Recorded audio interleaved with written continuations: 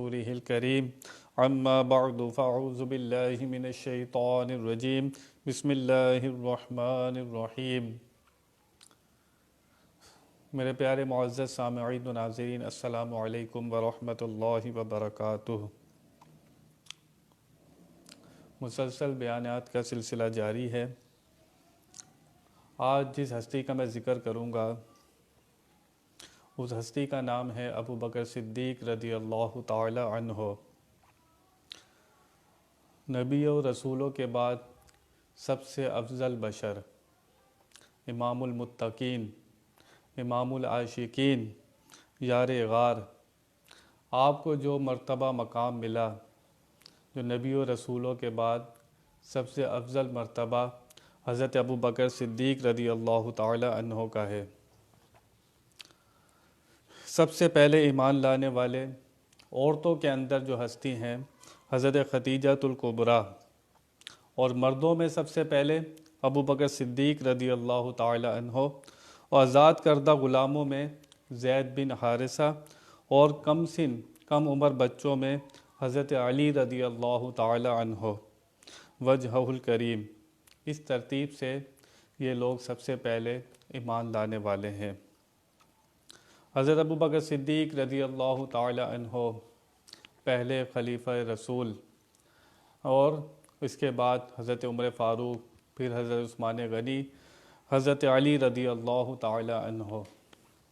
یہ چاروں صحابہ حضور اکرم صلی اللہ تعالی علیہ وسلم کے بہت ہی پیارے، بہت ہی مقبول صحابہ میں شامل ان کا شمار ہوتا ہے۔ اللہ تعالی ان کے وسیلے سے تمام مسلمانوں پر اپنا رحم و کرم فرمائے۔ حضور اکرم صلی اللہ تعالی علیہ وسلم آپ کی شان میں فرماتے ہیں کہ میں نے جس سے کہا کہ میں اللہ کا نبی ہوں، اس نے کوئی معجزہ مانگا، کوئی دلیل مانگی، کوئی بات کی، لیکن جب میں نے کہا حضرت ابو بکر صدیق رضی اللہ تعالی عنہ سے کہ میں اللہ کا نبی ہوں، انہوں نے کہا حضور میں مانتا ہوں، بغیر دلیل کے آپ ایمان لے آتے ہیں۔ آپ کی شان بہت زیادہ ہے، بہت حدیثیں آپ کی شان میں مروی، اور حضور اکرم صلی اللہ تعالی علیہ وسلم کے یار غار بھی ہیں، اور مزار میں بھی آپ ساتھ ہیں۔ چنانچہ ایک واقعہ جو ملتا ہے نبی پاک صلی اللہ علیہ وسلم کے بچپن کا، حضرت ابو بکر صدیق رضی اللہ تعالی عنہ کے بچپن کا۔ میرے نبی پاک صلی اللہ تعالی علیہ وسلم کی عمر شریف ظاہری دنیا کے لحاظ سے 12 سال کی تھی۔ آپ کے چچا ابو طالب سفر پر جانے لگے تو میرے آقا نے بھی جانے کی خواہش ظاہر کی کہ سفر میں مجھے بھی ساتھ لے چلیے۔ اس سفر میں حضرت ابو بکر صدیق رضی اللہ تعالی عنہ، جو تقریباً حضور صلی اللہ تعالی وسلم سے 2.25 سال چھوٹے تھے، آپ بھی اس سفر میں ساتھ تھے۔ چنانچہ یہ قافلہ، پورا قافلہ بن کر ایک سفر پر تجارت کی غرض سے ایک شہر سے دوسرے شہر سفر کرتا تھا، تو چنانچہ حضور بھی اس قافلے میں آپ سفر میں شریک ہو گئے۔ سفر کرتے ہوئے قافلہ ایک جگہ سے گزرا، وہاں پر ایک چرچ تھا، عیسائیوں کا چرچ ہوتا ہے، تو عیسائیوں کے چرچ میں ان کا جو پادری تھا، جو بڑا ان کا جو عالم تھا، وہ اس چرچ کے اندر سے اس قافلے کو دیکھ رہا تھا۔ آسمانی کتابوں کا عالم تھا، قافلے کو آتے ہوئے دیکھ رہا تھا۔ قافلہ اونٹوں پر تھا، تو اس نے دیکھا ایک اونٹ کے اوپر بادل سایہ کیے ہوئے ہیں۔ ایک اونٹ کے اوپر، جس اونٹ پر حضور سوار تھے، اس پر بادل نے سایہ کیا ہوا تھا۔ یہ پادری دیکھ رہا تھا، دیکھ کر چونک گیا، کیونکہ اس نے آسمانی کتابوں میں نبی آخر الزماں صلی اللہ تعالی وسلم کی نشانیاں پڑھی ہوئی تھیں کہ وہ کس طرح تشریف لائیں گے، ان کا بچپن کیا ہوگا اور ان کی نشانیاں کیا ہوں گی۔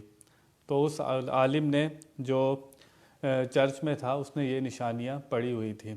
جب اس نے بادل کو سایہ کرتے ہوئے دیکھا تو پہچان گیا کہ یہ زمانہ ہے آخری نبی کے آنے کا، لیکن اس نے اپنی دل کی تسلی کے لیے، کنفرم کرنے کے لیے وہ قافلے کو دیکھتا رہا۔ قافلہ سفر کرتا کرتا جب بالکل چرچ کے سامنے آیا تو اکثر وہ قافلہ وہاں پر آرام کیا کرتا تھا، تو اسی وجہ سے آج بھی قافلہ وہاں پر ٹھہرا۔ تو سب لوگ ایک درخت کے سائے میں، جو سایہ دار درخت تھا، اس کے سائے میں جمع ہو گئے۔ حضور اکرم صلی اللہ تعالی علیہ وسلم ایک ایسے درخت کی چھاؤں میں بیٹھ گئے جس کی شاخیں بہت اوپر تھیں، لیکن جب آپ اس کے سائے میں بیٹھے تو اس درخت کی شاخیں جھک گئی۔ پادری یہ بھی دیکھ رہا تھا کہ یہ درخت ان کے اوپر سائے کے لیے جھک گیا ہے۔ چنانچہ وہ پادری رہ نہ سکا اور بھاگتا ہوا باہر آیا اور قافلے والوں سے کہنے لگا، آج تمہاری دعوت ہے، آج تم سب میرے مہمان ہو، تم نے سب نے کھانا میرے پاس کھانا ہے۔ لوگوں نے کہا، ہم تو پہلے بھی پتنی کتنی دفعہ یہاں پر ٹھہرے ہو، یہاں سے سفر کرتے ہوئے گئے، لیکن اس پادری نے کبھی دعوت نہیں دی، آج پتہ نہیں کیا معاملہ ہے۔ چنانچہ لوگوں نے کہا کہ نہیں، چلو دعوت دی ہے، قبول کرتے ہیں۔ چنانچہ اس نے کہا، سب اندر آ جاؤ۔ سب کے سب اندر چلے گئے۔ ابو طالب نے حضور سے کہا کہ آپ بھی اندر چلیے، لیکن حضور نے کہا نہیں، میں یہاں باہر ہی رہوں گا، سامان کی دیکھ بھال کروں گا۔ جب سب لوگ اندر چلے گئے تو پادری دیکھتا رہا ایک ایک کے چہرے کو، لیکن کہنے لگا، کوئی رہ تو نہیں گیا باہر؟ قافلے والوں نے کہا، ہاں، ہمارا ایک چھوٹا بچہ ہے، وہ باہر سامان کی رکھوالی کر رہا ہے۔ پادری نے دل میں سوچا کہ میں نے دعوت ہی اس کے لیے کی ہے اور تم اسی کو باہر چھوڑ آئے، خود سب اندر آ گئے۔ کہا نہیں، اس بچے کو بھی بلاؤ۔ جب حضور اکرم صلی اللہ تعالی علیہ وسلم اندر تشریف لائے تو ٹکٹکی باندھتے ہوئے دیکھے جا رہا تھا، اس کی نظر نہیں ہٹ رہی تھی۔ چنانچہ جب کھانے کا ٹائم آیا تو اس وقت بھی اس نے ٹکٹکی باندھ کر حضور کو دیکھ رہا تھا۔ لوگوں نے یہ بھی بات نوٹ کی کہ یہ راہب جو ہے یہ بار بار حضور کو بغور دیکھے جا رہا ہے۔ اس نے حضور کو کھانا کھاتے ہوئے دیکھا۔ حضور ایک لقمہ لیتے ہیں، اس کو کافی دیر تک چباتے رہتے ہیں۔ اتنے میں لوگ 5 6 لقمے کھا لیتے ہیں، لیکن حضور آرام سے تناول فرما رہے ہیں۔ یہ دیکھتا رہا۔ جب کھانا کھا چکے تو کہنے لگا، اب میں اس بچے سے کچھ باتیں کرنا چاہتا ہوں۔ قافلے والوں نے کہا، کیا کرنا چاہتے ہو؟ ہم کافی دیر سے دیکھ رہے ہیں، آپ ٹکٹکی لگا کے بچے کو دیکھ رہے ہیں۔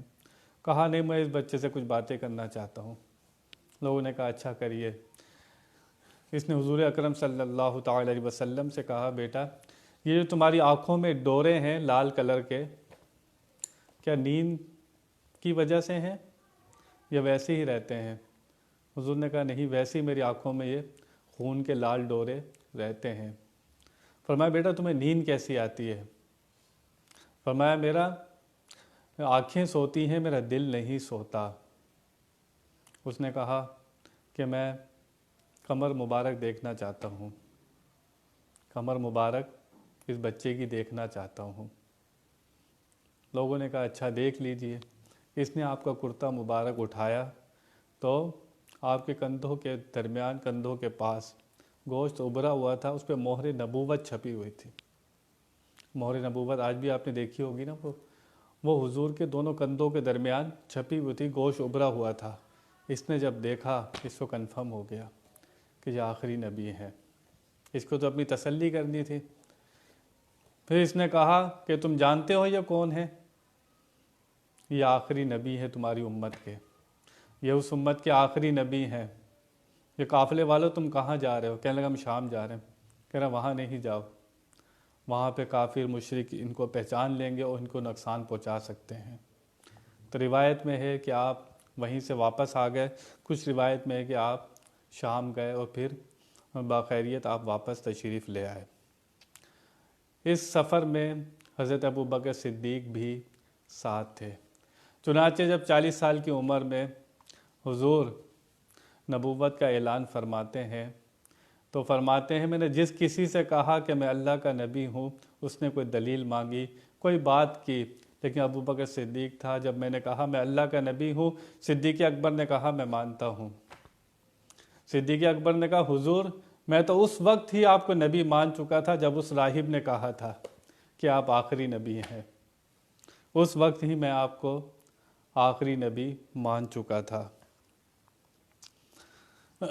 ابو بکر ایسے صحابی ہیں جن کی صحابیت قرآن سے ثابت ہے۔ یقول لصاحبہ، اللہ تعالیٰ نے ان کو حضور کا صاحب فرمایا ہے۔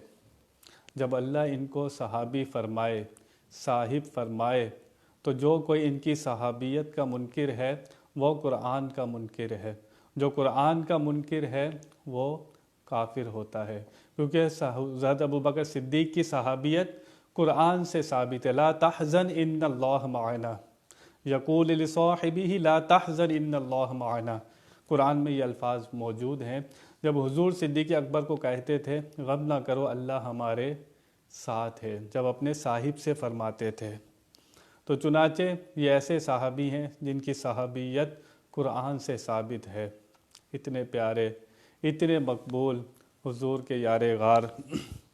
چنانچہ ہجرت کا واقعہ، جب مکے والوں نے زندگانی تنگ کر دی، 13 سال آپ مکے میں رہے، لیکن وہاں پر زندگانی بہت تنگ ہو گئی تو آپ کو وہاں سے ہجرت کر کے مدینے جانا پڑا۔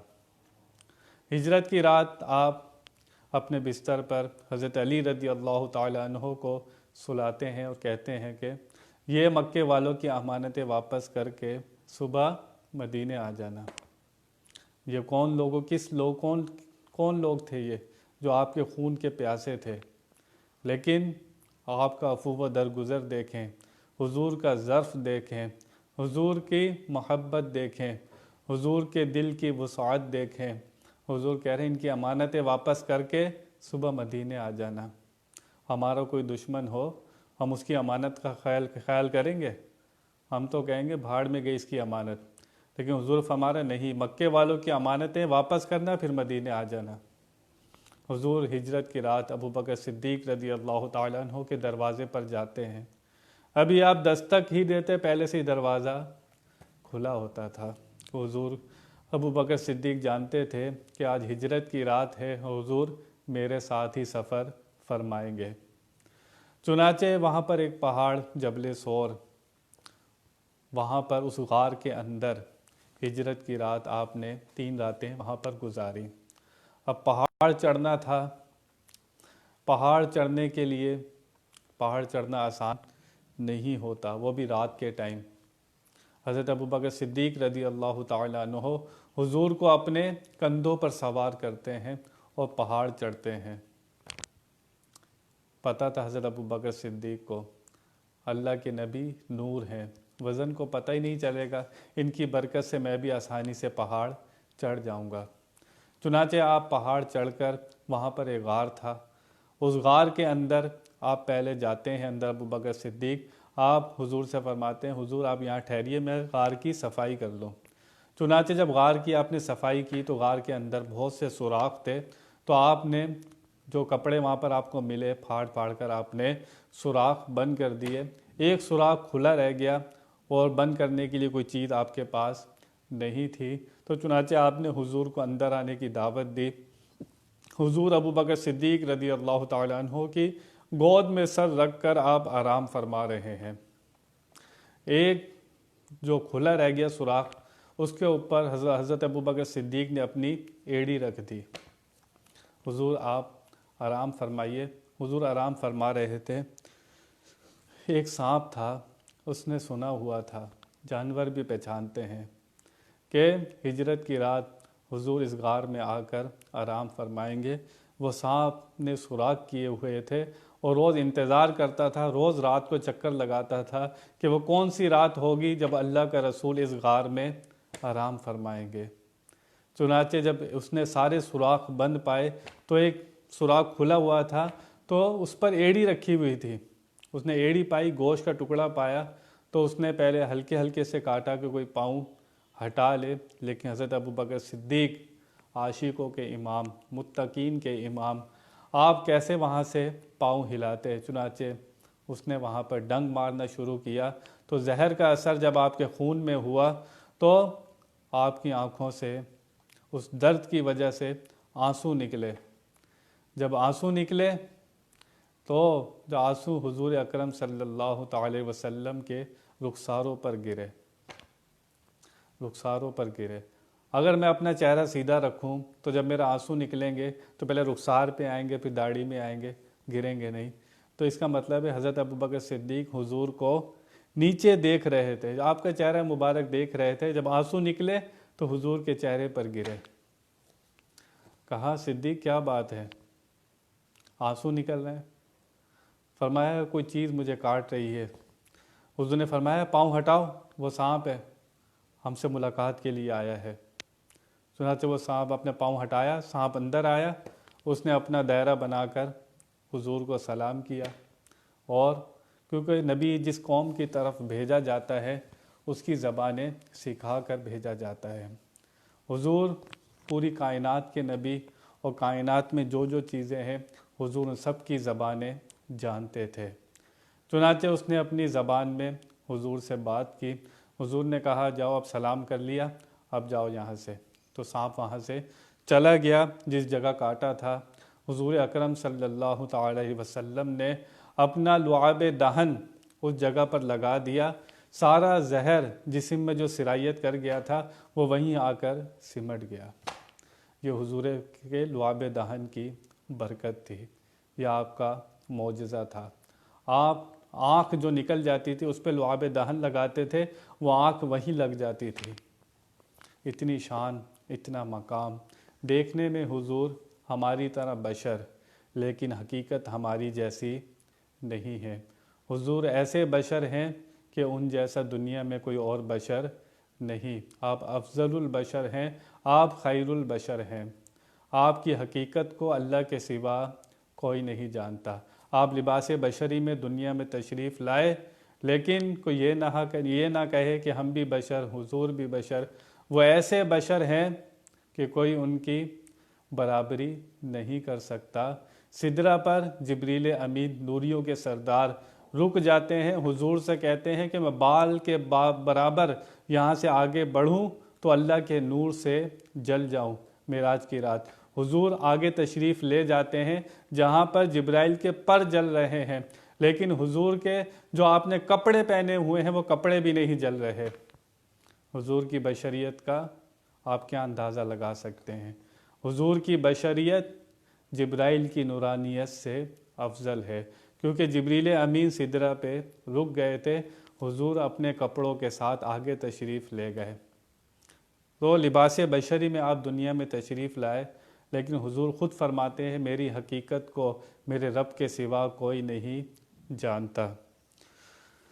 چنانچہ یار غار آپ نے اپنی جان اللہ کے نبی پر قربان کر دی۔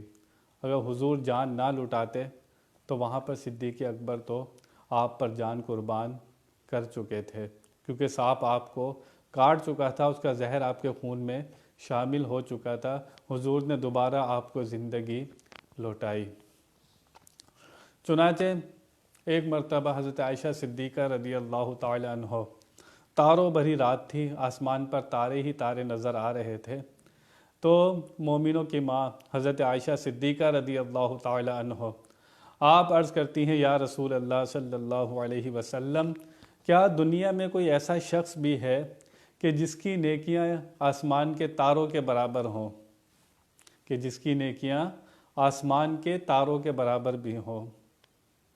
حضور یہ نہیں فرماتے اے عائشہ، آدم علیہ السلام سے لے کر ابھی تک یا قیامت تک پتہ نہیں کتنے لوگ آئیں گے اور وہ کس کس طرح نیکیاں کریں گے، مجھے کیا پتہ کون چھپ کے نیکی کر رہا ہے، کوئی دلی دل میں نیکی کر رہا ہے، کتنے لوگ آئے، کتنی خلقت آئی، کتنی نبیوں کی امتیں ہیں، کس کس طرح کی انہوں نے نیکیاں کی، مجھے کیا پتہ؟ نہیں، ایسی کوئی بات نہیں فرماتے۔ آپ آدم علیہ السلام سے لے کر آخر تک لوگوں کے آنوں کے احوال سے آپ واقف ہیں۔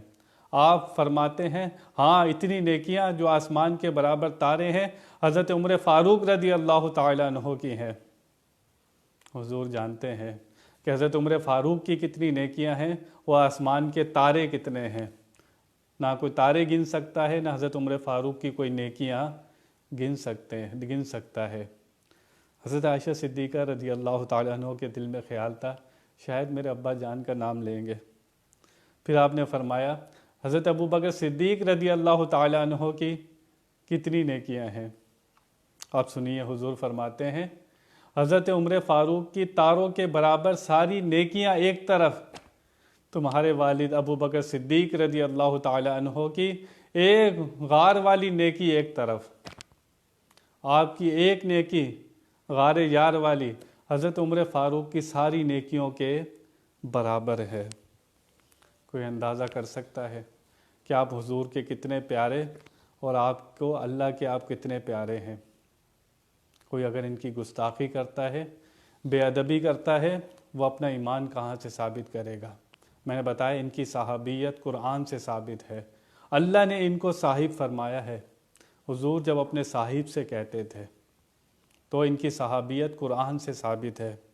چنانچہ ٹی وی پر ایک عورت نے کہا، معاذ اللہ بہت بڑی گستاخی کی اس نے، اور ٹی وی پر آ کر اس نے کہا کہ عدل انصاف تو اسی وقت ختم ہو گیا تھا کہ جب حضرت فاطمہ الزہرا رضی اللہ تعالی عنہ اپنے والد حضور اکرم صلی اللہ تعالی وسلم کی آپ وراثت مانگنے کے لیے آئی تھی، تو حضرت ابوبکر صدیق نے فرمایا، آگے سے آپ نے حدیث سنائی کہ نبیوں کا مال جو ہے وہ وراثت نہیں ہوتا، نبیوں کی وراثت علم ہوتا ہے۔